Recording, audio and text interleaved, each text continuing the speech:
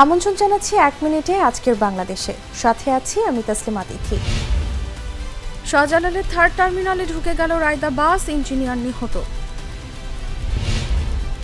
চুয়াডাঙ্গায় তাপমাত্রা 41.3, চতুর্থ দিনের মতো দেশের সর্বোচ্চ। রাজশাহীতে ট্রাক চাপায় মোটরসাইকেলের 3 আরোহী নিহত। বিএনপির হাল ধরার কেউ নেই, তারা পথহারা পথিক, দাবি কাদেরের। ঢাকায় শিশু হাসপাতালে আগুন, 5 সদস্যের তদন্ত কমিটি। ভ্যাপসা গরমে দুর্বিষহ নগর জীবন। রোজা ঈদের ছুটি শেষে রবিবার খুলছে শিক্ষা প্রতিষ্ঠান।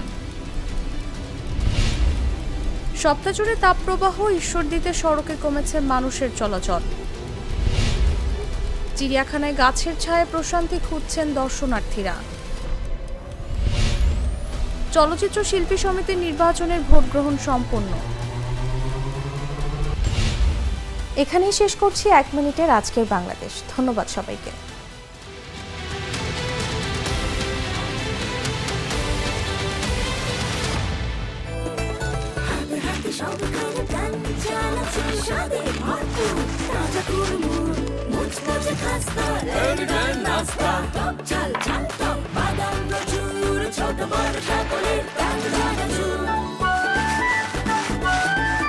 স্বাদে ভরপুর প্রাণ চানাচুর।